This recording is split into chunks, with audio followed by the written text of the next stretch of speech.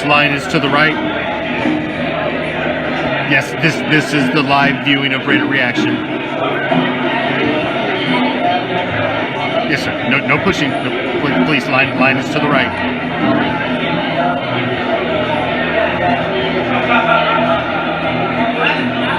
Yes, ma'am, the VIP line is to the left. If you give me your name, I'll see if you're on there.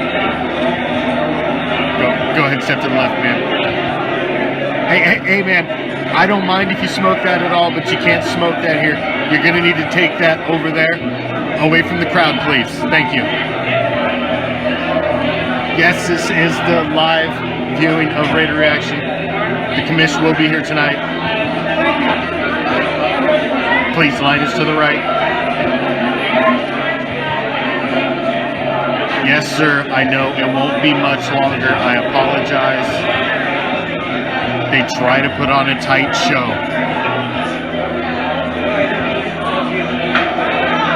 Yes, ma'am, we will let the VIP in first, I promise. You're VIP for a reason.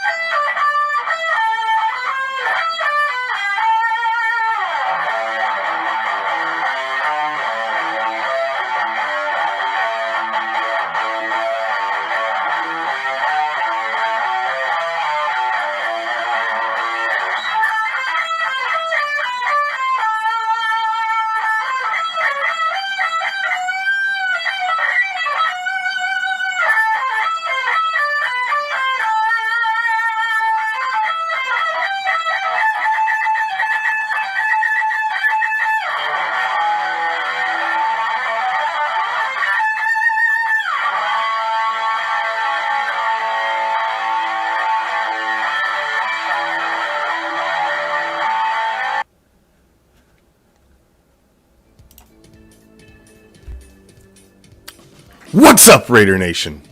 I am the Commish, coming to you live, as always, from the friendly confines of Hardcore Challenge Live Studios. Just where is that, might you ask? Well, shit. It's late in the evening. It's fucking hump day. It's been a long motherfucking week already. You may need some simple directions. Well, I'm here to oblige. We're just down the street, past the house, with the boarded up windows. Make sure you stop at the corner. And our Scar man, Joe, he's a gentleman. He's a scholar. But god damn it, motherfucker's got mouths to feed. He's got multiple baby mamas. You know, we don't need to get all in his business. Just slip him what you should. And he's going to point you in the right direction. He's going to tell you to take a left and then a right. And as you find yourself strolling down the street, minding your own goddamn business, a cool breeze will hit you that chills you right to your skeletal core. And you'll find yourself asking, was that the autumn wind? Oh, you goddamn right. Should you venture down that deep, dark alley? Well, of course you should. Because what you're going to find at the end is a special little place that we like to call deep behind the enemy line. This is Raider Reaction. And as it is every Tuesday, but it's on Wednesday this week because, you know, life just gets in the fucking way sometimes. What are you going to do? But playoff week, so we gotta have a fucking we got all kinds of shit to get into tonight, man. Some shenanigans going on today, man. Some shenanigans. It might be a little spoiler there for the WTF at the end of the show about my shenanigans today. I hadn't played any shenanigans on social media for a while, and it was such a good post, I just had to run with it, but, you know, we'll discuss that later. But I want to start off the show with a little, I have a theory Many of you have probably heard my theory before, but entertain me. I'm gonna give you my theory again, because I start to see my theory coming to fruition with a little silver and black tint to it this season. See, every NFL season has a story that's intertwined and intermixed through it. You don't know what the ending's going to be, but you can start, as the season goes through, start to kind of see these stories build and what the ultimate finale is going to be, because there's only one story for every National Football League season. There's only one America's Game that's made. There's only one fucking NFL film special made where they put fucking orchestra to the fucking ball flying through the fucking air, and, you know, it's a whole big fucking production. You got fucking big band, you know, as all shit's happening. You know, they got fucking mic'd up motherfuckers, and, you know, it's a whole big fucking production. They're doing 30 by 30s for you. There's only one team a year that gets that. There's only one team that gets that story. Nobody gives a fuck about the 31 losers. Nobody cares. So you made it to the Super Bowl and lost. Big shit. Nobody gives a fuck.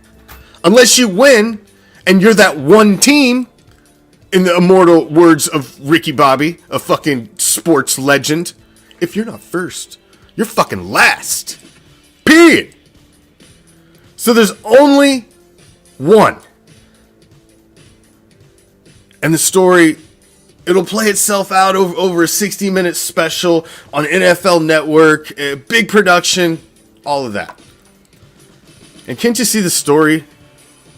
You had a team that, man, they started out 3-0. They looked like the coach that they had brought back. They recaptured greatness. Then all of a sudden there's this major scandal. Coaches resigned. Interim thrown in there. The team continues to chug along. You have this Henry Ruggs incident. Team just continues to ebb and flow through the season. And somehow at the end, through all the crap they've been through, the fucking Damon Arnett shit, they've continued to battle, and now they stand literally right here on the threshold of the postseason. One fucking game away. And if this team makes it in, who's to say? Who's to say they can't continue forward? It's an interesting story when you add the twist of John Madden passing a week or so ago. And now you've added that into the story. Is it a silver and black season? Strange things happen, man, in sports. The stars seem to align. If you know, I'm just saying, I can see the story being written. I can already see the NFL film special in my head. I can already see it playing. Derek Carr, the disrespected quarterback,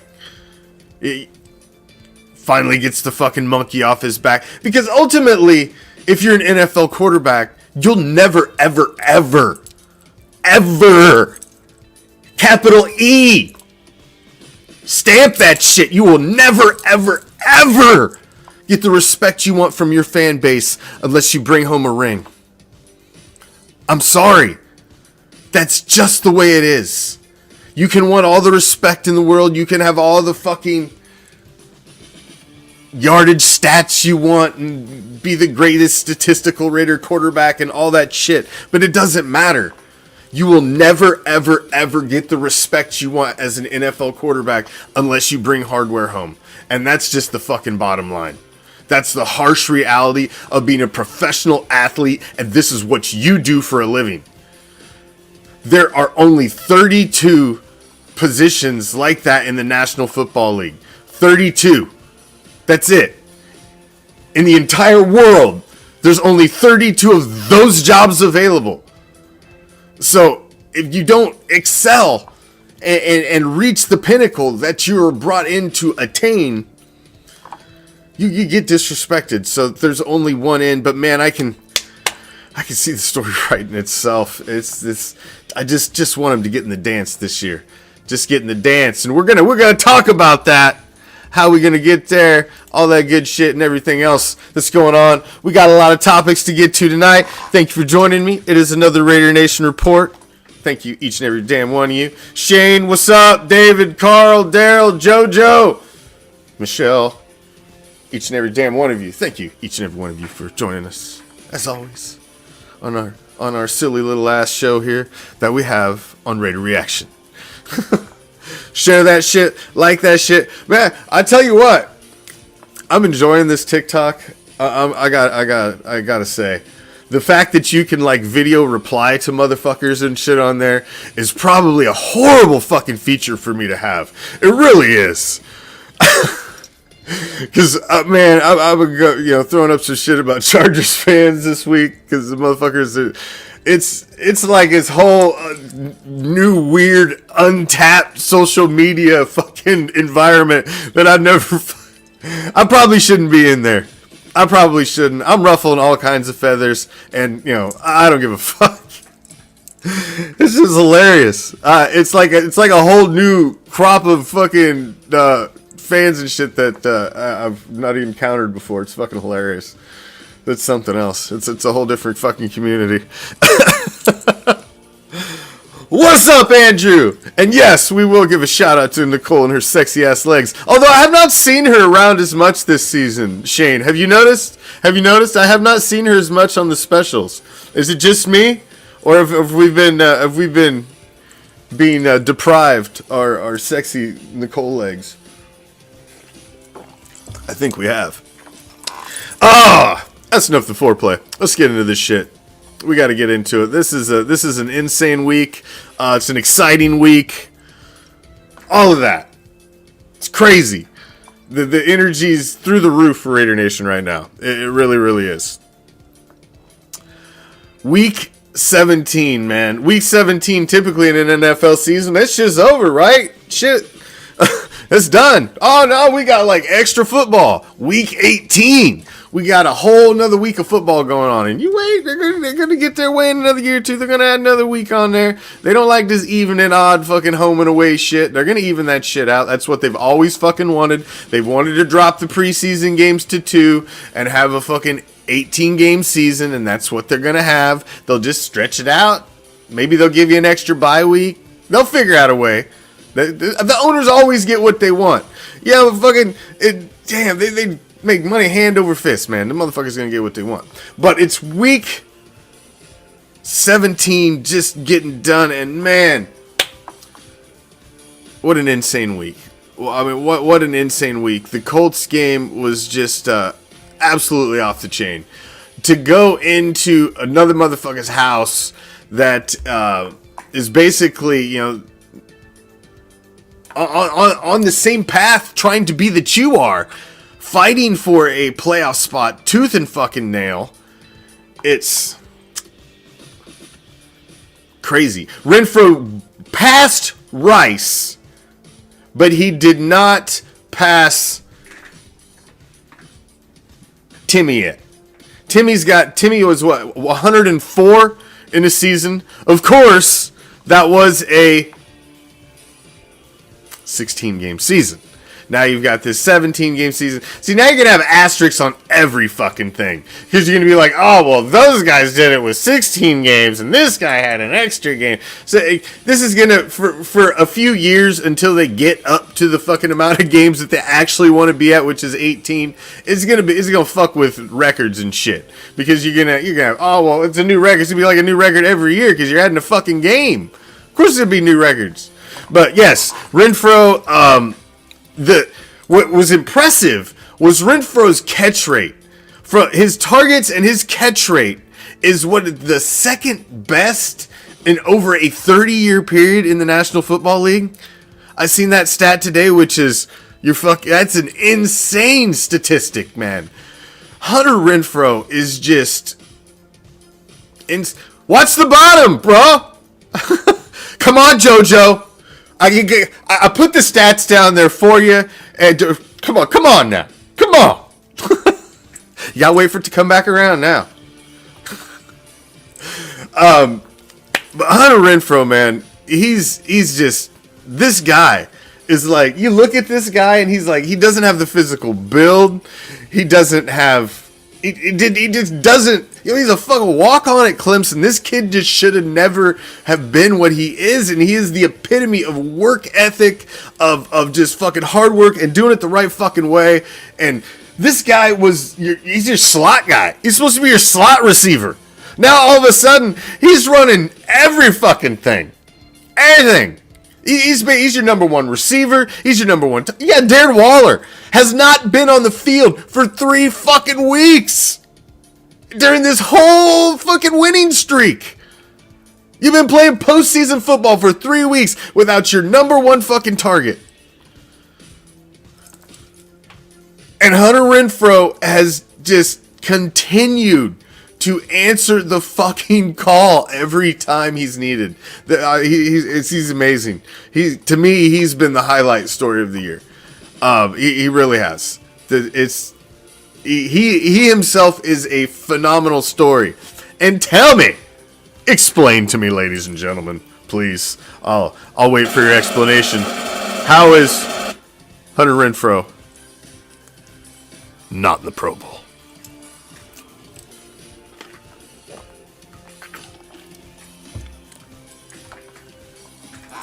Yeah, that one don't make no fucking sense. Popularity contest, because that dude is a baller, and he should be recognized. All right, so we got Hunter's stats coming up here. I know he's getting close. I updated all this shit, and I don't remember what the hell it was. I know he was close. 90 something. There we go. Drum roll. 99. He's sitting on 99. I do believe Tim is 104, so I think he only needs 5 to tie him. I thought he was at, but I wasn't sure. I couldn't remember. But just think what you could do with Hunter Renfrow actually being able to play kind of the position you really kind of want him to play, and you had a true number one with him, and you had a healthy Darren Waller. I mean, if you can just juice a little bit out of Djax this postseason, if you can get in, if, it's a win. When you get in the postseason, if you can juice a little Djax, and you can get a healthy Waller, with Hunter Renfrow playing the way he's been playing, and you got Josh Jacobs starting to come around. I'm a little worried about Josh Jacobs this last game, though, man. I'll tell you what, though. That dude is a tough son of a bitch, man. He's taking shots, he's wincing, he's going to the sideline, and then he's getting his composure, and he's right back standing on the sideline ready to go back in. It's like, the dude is a fucking animal. I don't know what they injected him with, or what fucking aromatherapy, or fucking Mr. Miyagi shit they did on him, and he fucking comes running back out, and he's in there all the way to the end of the game. And I have no doubts you would have to tie Josh Jacobs to the fucking bench if we get in the postseason for that dude not to be there. So I expect Josh Jacobs to continue to be there the rest of the postseason. I'm telling you, man, they just got to get there. And the Raiders are built for postseason football, and we're going to talk about that later, because I'm telling you, the story's fucking writing itself. It's writing itself.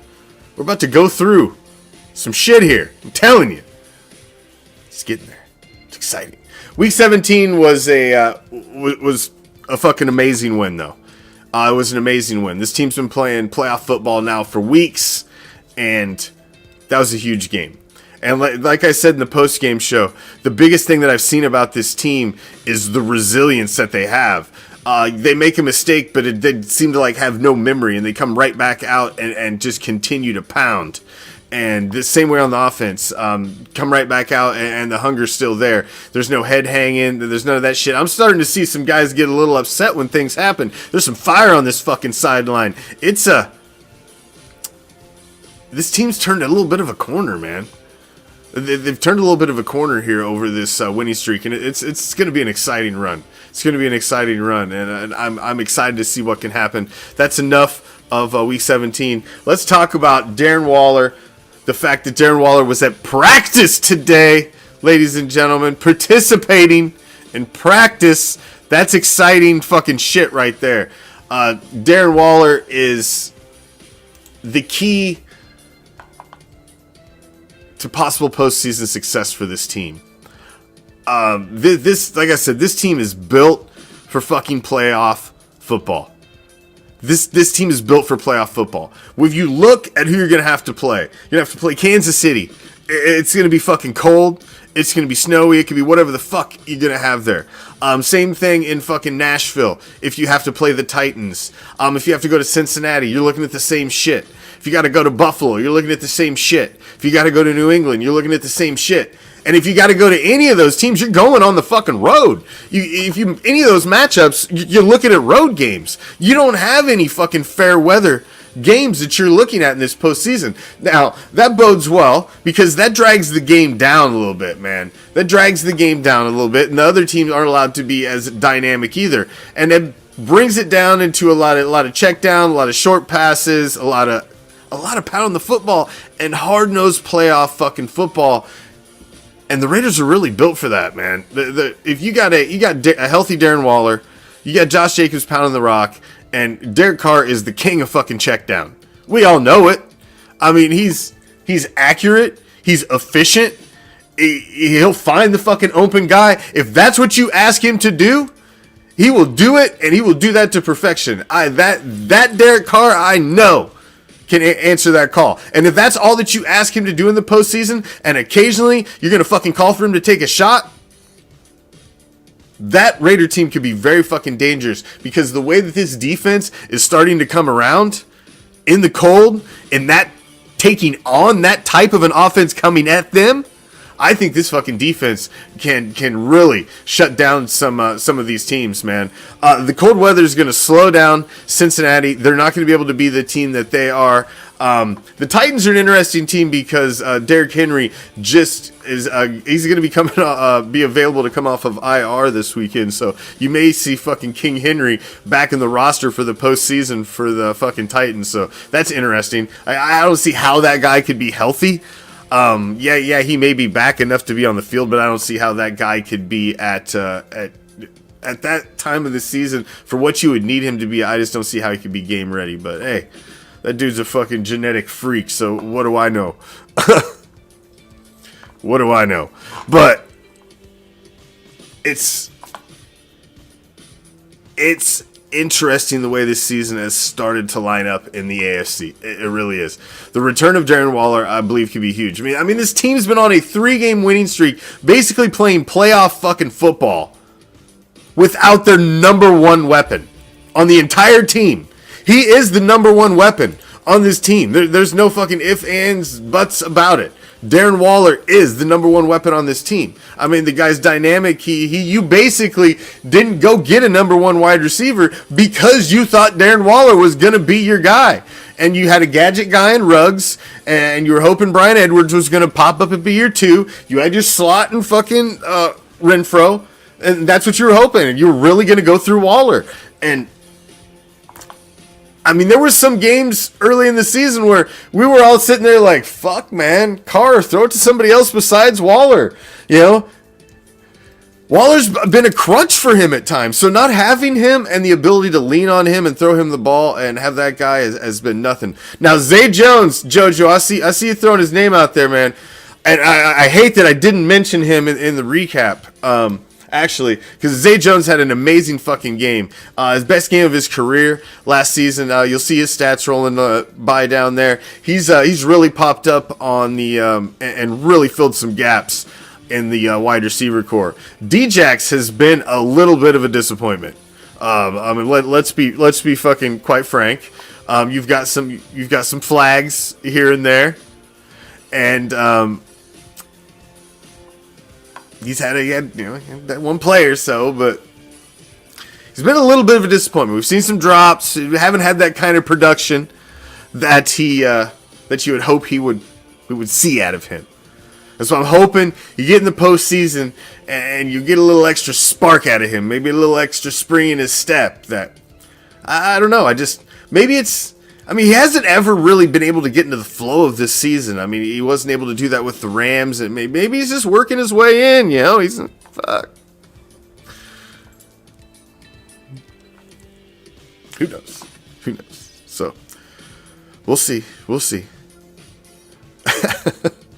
Well, everybody's beat up at this point in the season, Chad. So, but that is a little concerning. Sore ribs suck, man.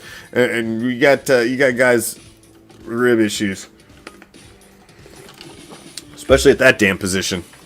It's not good. It's not good. We need good protection up front this weekend. That's for damn sure. This is a gigantic fucking game. It's a gigantic game. But Darren Waller back at practice today. That's just that's fabulous news. And if you can get Waller back for this game, that's huge. And actually, the fact that you're going to have this gentleman back for this game is huge as well. Nathan Hobbs has played out of his fucking mind.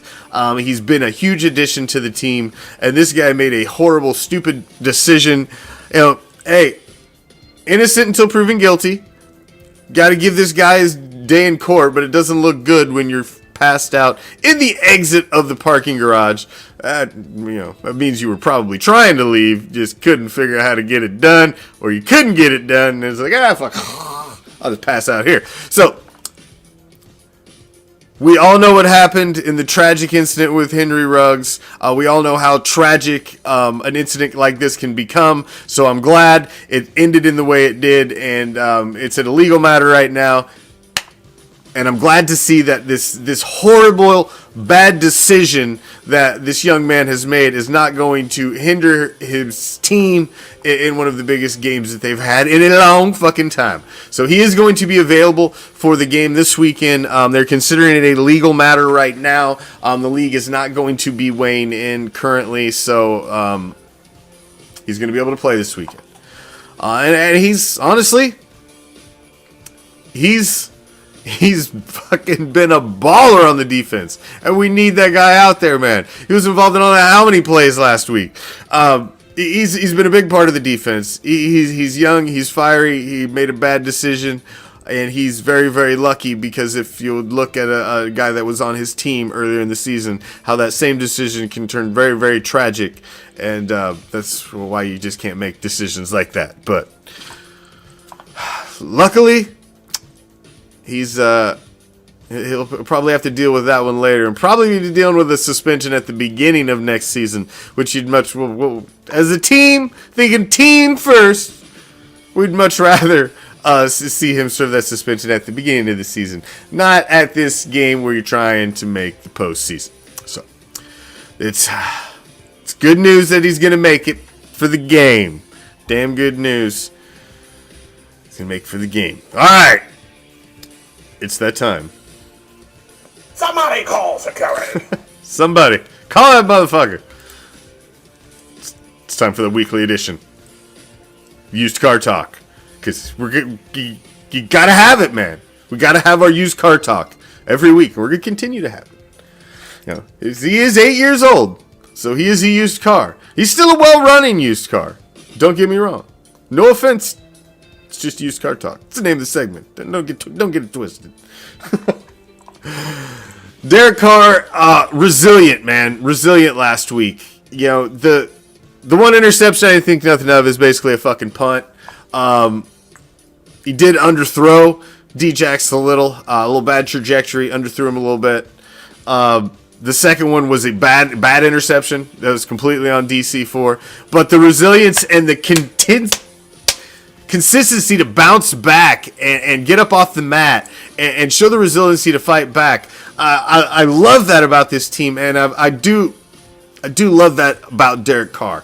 I'm even starting to see a little more fire. I like the little hidden fucking shot at Rich Gannon during the post-game press conference about, I hear that wins are the only thing that matters. Yeah, I caught that. We caught that. El Pirata caught that too. We caught those little fucking jabs there. But I like that. You know, the thing about it is Derek Carr's never going to be the kind of guy that I think he should be as quarterback. Because that's just not Derek Carr. He's not going to grab a guy by the face mask and motherfucker him and fire guys up in that manner. That's just not him. Okay? He's just not that guy. He's a devout Christian. He's a religious man. And I've seen the fire come out of him, though, in Derek ways. And it's nice to see that kind of fire come out, man. It really is. It's nice to see that he's sick of it too, man. He's sick of it. He wants to get there. I think he understands wins are all that matters. I don't think he's a stat guy. It's everybody else that's a fucking stat guy. That everybody that feels like they need to defend him. It's like I said earlier. It's when you're one of 32 in the world. Okay, the world. The National Football League is a world-viewed sport. There's only 32 starting quarterbacks, man. 32. And look at the fall-off from starters to second stringers across the fucking league. If you just pulled every fucking starter off of every fucking team in the National Football League and had to start all of the fucking backups, what kind of shit show would you fucking have? I mean, just think who's starting all over the fucking league. You're like, whoa, wait a second. I don't even know who the backup is for half these teams.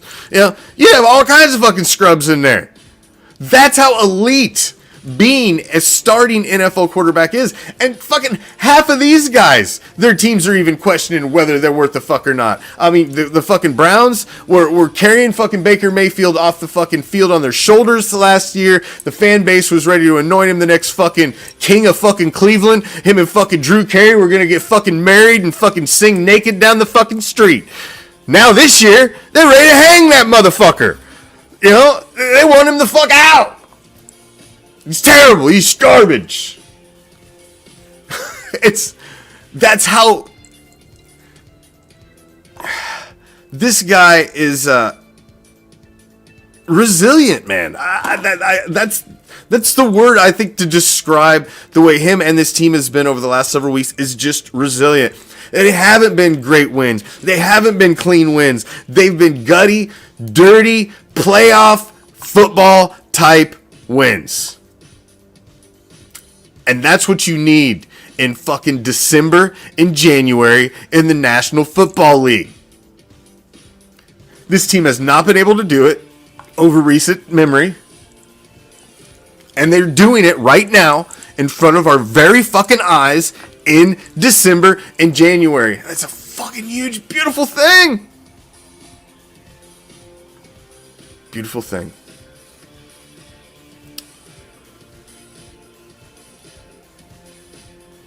Can Derek Carr lead this team to the promised land this season? Man, I'm telling you, if the weather turns nasty like there's projections of it doing over the next few weeks across the country, and these games turn into the type of games that I think they could, this team's built for fucking postseason, cold, fucking grinding football, man. I think they could shock the fucking world. They shocked the world last week. Nobody gave them a chance in hell to beat the fucking Colts. They didn't. Nobody was picking the Raiders. A handful of people. I don't get it. The problem with Derek Carr is, and I seen somebody just throw a comment up there and I caught it. I'm not sure who said that. Oh, Bryant. Exactly. Why people don't like him is insane.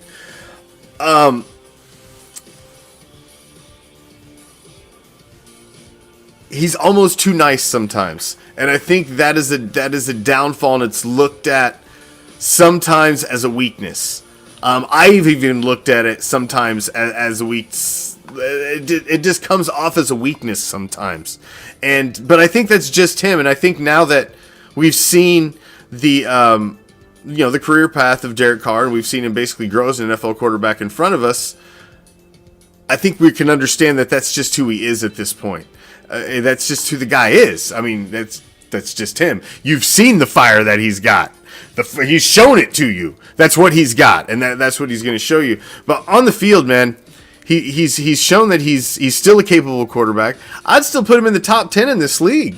I can't pick 10 quarterbacks that I would shove in front of him. I still think he's in a top 10 quarterback. Top 5. I don't know if I'd go that far. We'll see. I think this season would tell a lot. I think if you get Derek Carr into the postseason, we may get to see the best Derek Carr that we've ever seen. He hasn't had that chance. And it's not always been his fault. But it's tough because there are games during the season when Derek Carr doesn't play well, and you can point a finger at it. But then there's other games that he's just resilient and gutty, and he makes these plays, and he'll pull this game together, and he'll have this insane drive at the end, and he pulls it out. So he's a little bit of an enigma at a quarterback at this point. Because like I said, man, unless you have a Super Bowl, you're never going to be given that respect, and you're never going to be... If Derek Carr had a Super Bowl right now, let's just say hypothetically, in 2016, Derek Carr won a Super Bowl. Raiders won a Super Bowl in 2016. And then he had that season in 17. They had the same season they had in 18, 19, blah, blah, blah. And they've been mediocre ever since. But he's continued to have amazing stats. If he'd be sitting right now where he was 5 years removed from a Super Bowl, putting up the stats he is right now, people would not be crawling up his ass the way that they are, and asking when, and just bombarding him like he is. That would not be the case. But the fact of the matter is, he just doesn't have that fucking ring. And if you don't have that ring, I even like Al saying, my man, like Dan Marino, it's the biggest knock. And Dan Marino still to this day, when motherfuckers take shots at him on stage about not having a ring, dude, it cuts him. It cuts him to the fucking soul. And he'll shoot fucking looks at these motherfuckers, and it cuts him too. And he even knows it. You gotta have that ring, man. If you don't have that ring, Hall of Fame's one thing. It's great and all. I mean, Hall of Fame's amazing. But man, you play a whole fucking career to get one fucking accomplishment. So, we'll see. Used car talk, man. It's a huge game for Derek Carr. This is a big fucking game. This is a big game. You got some stupid scenarios for this game. Now, this is the dumbest shit that I've ever heard. If the Colts go to Jacksonville and lose to the Jaguars, and I don't think they haven't won in Jacksonville since what, like 2014 or 2011 or something stupid. It's been fucking years since they've won in Jacksonville. If they go and lose to the fucking Jaguars, the Texas, or the fucking Sparklers and the Raiders could actually decide,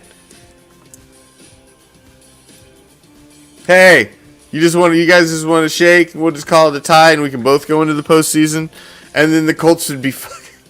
That's like, to me, that scenario is like I would absolutely lose my fucking mind. To hold hands with your division rival and decide to walk into the postseason. Oh, why don't we just both go in together instead of fighting for that fucking spot? Oh man, I just think that would be like the scarlet letter for this franchise. If you got into the postseason in that manner, that would just be the stupidest shit ever. There's just no way. I just don't see. Yes, in theory, hypothetically, okay, yeah, that scenario could happen. But man, I don't think the league would let it happen, for one. I mean, you got a whole fucking a stadium full of motherfuckers sitting there ready for a game. They're going to walk out to midfield and shake hands and say, yep, it's a tie. We'll see you next week in the playoffs. Yay! And then the crowd's just going to erupt. Fuck, man. They'd tear Allegiant Stadium down if you try to pull some bullshit like that. You better pull some bullshit like that without any fans in the stands. Nah, fuck that. You got to play the fucking Sparklers on Sunday night, and you got to send that ass home. That's the only fucking scenario that needs to go down. Point motherfucking blank. fuck a tie, fuck any of that other stupid shit. Colts losing and you can fucking slide in, moonwalk into the playoffs, any of that other dumb shit. Fuck that. You bring the fucking sparklers into the fucking Terror Dome and you fucking whoop that ass and send them the fuck home. That's what needs to happen. That's the only thing that needs to happen. Period. Only scenario. Win. Just win, baby. That's the only fucking scenario that needs to take place this weekend. Just win, baby. That's it. That's the fucking game plan. Write that shit on the wall. Fucking take notes. Get a fucking post-it. Whatever you need to do. That's the only scenario that fucking matters. Fuck all that other shit. Fuck that tie. I'm just like, no. I couldn't. That's not the... I don't even want to see my team get in the postseason with some fucking stupid-ass scenario like that. Shaking hands with a division rival and fucking... Okay, guys. We'll both go in. Good luck. Fuck that. No. No way. No way. No way. That's horseshit. We can't have that. There'll be none of that shit. There will be none of that shit. Alright, where are we at here? Hold on. Alright, moving on. Wild card race. This is what it looks like, ladies and gentlemen. It's tight. It's knee deep. It's getting crazy. Now, we just need to get in, man. We just need to get in. But there's a little positioning matters a little at this point, man. It really kind of does. Do you want that 6 or do you want that 7? Because I don't know if we want that 7 yet. Now, here's the reality of matters, ladies and gentlemen. Sitting at the number 1 seed right now is the Tennessee Titans. Now, the Tennessee Titans are probably going to win this week. They ain't going to lose. They got an easy game against the fucking Texans. So they're going to win. They're going to keep that number 1 seed. They ain't going to lose that shit. So they're probably your number 1 seed. Shockingly. They took that shit from the Queefs. That means the Queefs are sitting at that 2 spot. Bengals are sitting at the 3 spot. And you've got, you see the rest here on the screen. Bills are at 4. Patriots are 5. Now, all the other 3 teams that I just mentioned have all clinched their divisions. This is the one division battle that is still waging on as the Bills and Patriots are currently, both have division rivals that they're facing off against in the Jets and the Dolphins this week. So that one of those guys is going to clinch the division. The other one's going to grab another wild card spot. The Raiders, if they win, the Colts... I can't see the Colts losing to the fucking Jags. I just don't see that happening. I just don't.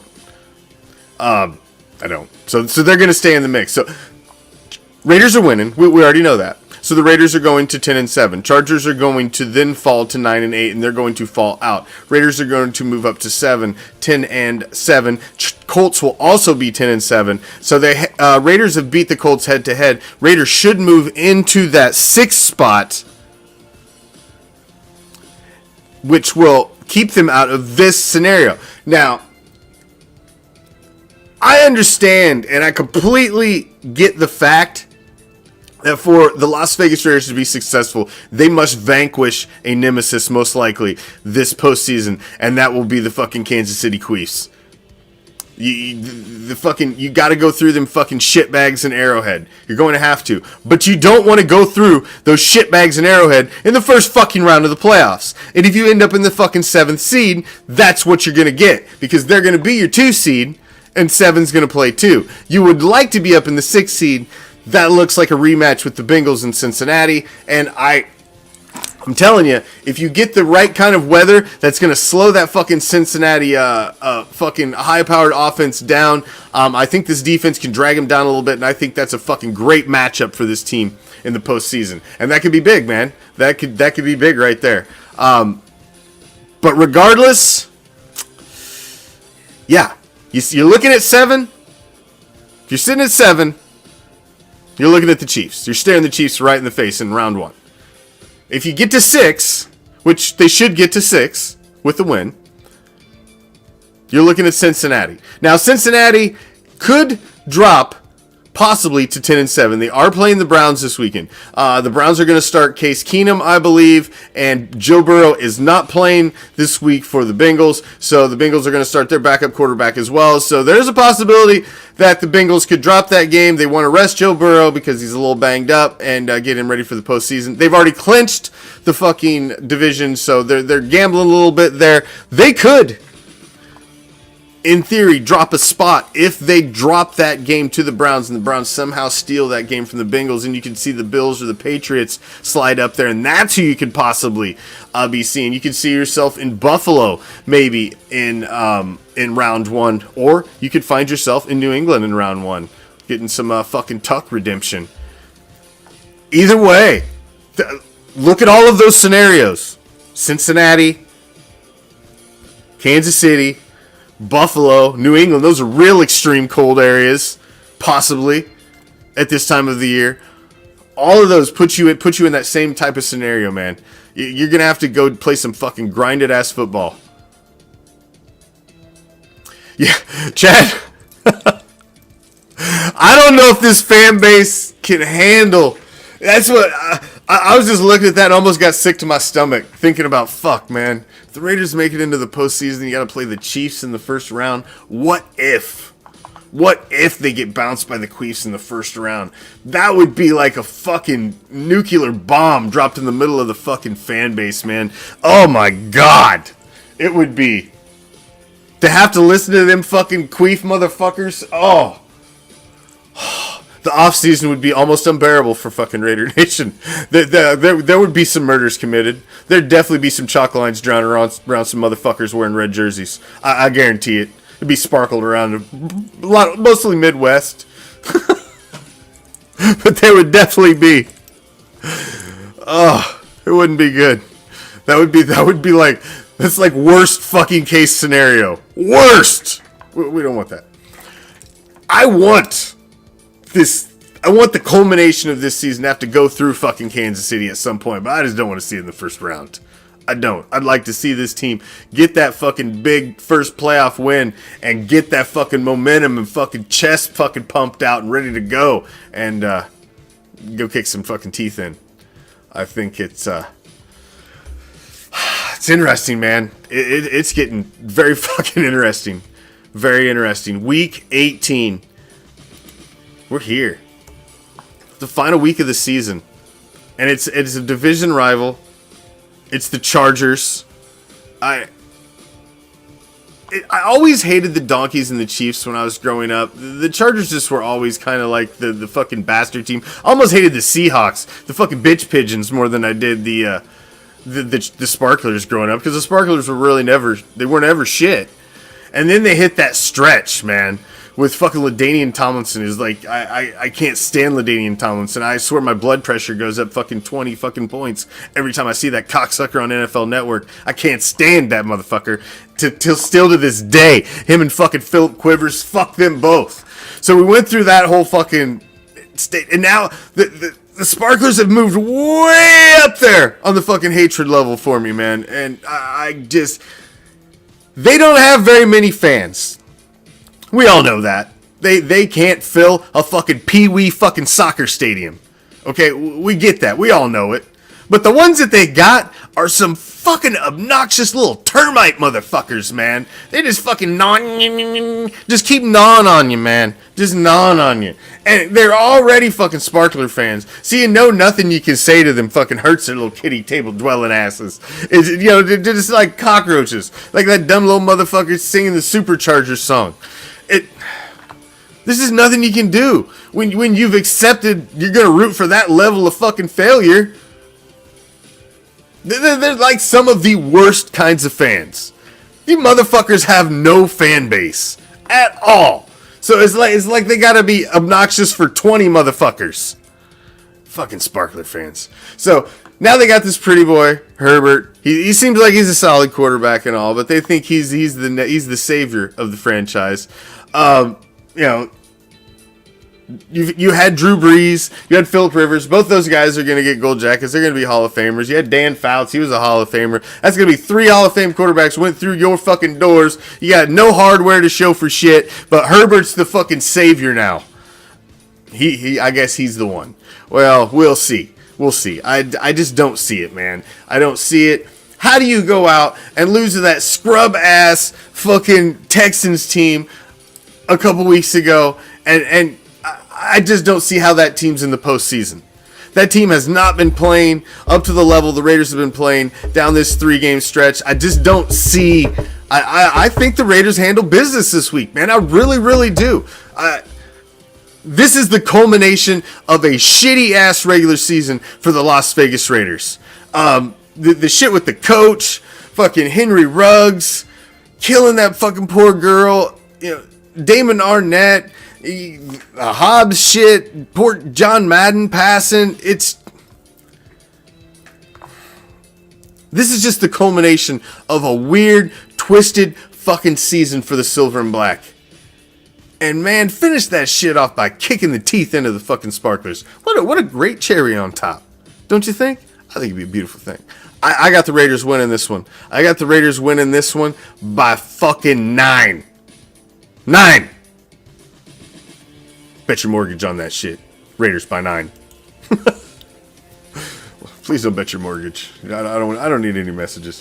Fucking Commish, my wife threw me out. I bet my mortgage.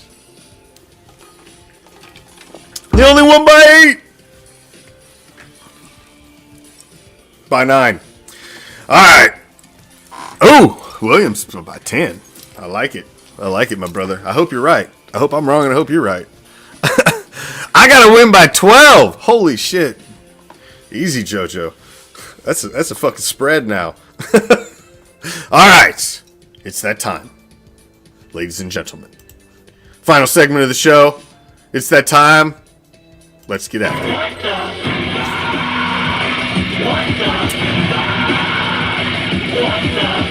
It's a little segment that we like to call the WTF. So, earlier today, I was doing my morning peruse through social media as I do. I playing my Devo, rolling through, jacking memes here and there as I do every day. I didn't do that throughout the day. I got several meme jacking fucking times that I like to roll through. Steal shit here and there, make it my own, tweak it, fucking, put little bubbles on it, make them say shit, have fun with shit, like I like to do. That's where I post. That all this. So I was rolling through this morning, dude, and I seen this nugget, man, and this motherfucker. It was on NFL memes, and it just absolutely made me fucking start laughing. I seen a fucking a post that said Antonio Brown had been signed by the Cowboys, and I think it actually made me laugh out loud at like fucking 6 o'clock this morning while sitting there looking at that shit, and I posted it on the page. Now the NFL memes had a caption on theirs where they were trying to make it look like it was real, and I think they had like a at fucking Ian Rappaport or at Rap Sheet or something on there, and so I just put some stupid little comment like, I can't believe some D-bag would sign this guy or would sign this. I can't believe what team would bring this D-bag on in their locker room. Wow, or something along those lines. Just a fucking brief little. A little fucking teaser headlight at the top, and then I threw that picture out there. I shared it, of course, just in our groups and on Twitter, Instagram, everywhere. But my God, man, the amount of people that could not see through that shit. Like, how do you not see through that? I thought it was hilarious from the second. I shared it to my personal fucking profile and tagged a buddy of mine in it. Said, hey man, you better run out and get your AB jersey. I did that first thing this morning. And I got some motherfuckers in the group that crawling up my ass, I got like a lynch mob after me about this fucking Antonio Brown post. I'm like, how the fuck do you not see through that? That Antonio Brown was signed by the Cowboys. The he's going into surgery today. He ain't even been released by the Bucks officially, I don't think. Jesus Christ. Fucking some people. What the fuck? I'll say it. I tossed 2 motherfuckers out of my group over that post. Just because. Well. There was a reason, for one. I kept seeing his fucking name, and he's just a clown. I just had to toss him. I've been waiting for a reason to get rid of that motherfucker for a while, and that was just the last straw for me. Like, dude, you're gonna fucking come at me and fucking... I don't know why, Normally it doesn't bother me, but just for some reason, the couple choice words that were used today just rubbed me the wrong way. And I'm like, you know what, motherfucker? I feel like punting a couple bitches today. Oh, I'll punt you two motherfuckers. Like AJ Cole, I'll punt you down to the 1. Get the fuck out of here. Because there were a couple motherfuckers that all they ever do in the groups anyway is they don't ever post shit, and all they do is piss and moan and whine on every fucking post, and like, fuck that. If you can't take a joke and see through it, you know, and here's the thing. If you tell a joke, do you really care if everybody in the room laughs? If it made you laugh, you thought it was funny, I thought it was funny. If I posted it, I thought it was funny. And if you didn't find it funny, guess what? I don't fucking care. I don't fucking care. Oh, Jesus. Everybody's so fucking sensitive about everything. Oh, my God. Just like, my God. Whatever. What the fuck? What the fuck? What the fuck? There we go. It's a fucking show. Thank each and every damn one of you guys, man. You guys are the shit. I appreciate it. I love hanging out with you guys. We got a huge fucking game, ladies and gentlemen. The Death Star this weekend. I fly out Friday. Me and the missus, we will be there. I will be bringing you as much live footage from inside of that son of a bitch and all around Vegas and everything that's fucking going on. I got VIP tickets to the fucking Too Short fucking Raider Nation party on Saturday night. I'm bringing you motherfuckers with me. I'm bringing you everywhere this weekend. So, make sure you stay glued to Raider Reaction. The commish will be out there. Carl, you're on deck, brother. You're on deck. Yeah, hold on. I gotta stop the music. Carl brought up fan of the week. I was wondering if anybody would catch it. I didn't have a fan of the week this week because I'm a fucking idiot. And right before the show, I realized I didn't have a fucking picture loaded up. So that's why we didn't have a fan of the week this week, because of me. I'm sorry. So it's not because you guys didn't deserve one. Thanks, Carl, for calling me out, man. I know you're all still waiting because we suck. We're slow as fuck. But they are coming. I swear to God. I swear. Oh, it's been rough right here. Man, thank each and every one of you guys for joining me, man. It's an exciting week. It's an exciting week. Trust me, you all have fuck your team bracelets coming. You've all got stickers. You've all got buttons. You all got some shit coming. Trust me, because I've already packed them all up. I have a helper, and sometimes my helper forgets to do some of the things I ask. So yeah. It is what it is. But I know. They're coming. See, look what you started, Carl. Man, thank you guys. You guys are awesome. I do got you goodies coming your way. Don't you worry. They will be coming your way. But big game this weekend, man. It's an exciting time to be a member of Raider Nation. Thank you to each and every one of you for joining me as always. Like us, follow us on all your social media shit. And until next time, I'm out of here. Peace, love, and forever, Raider Nation.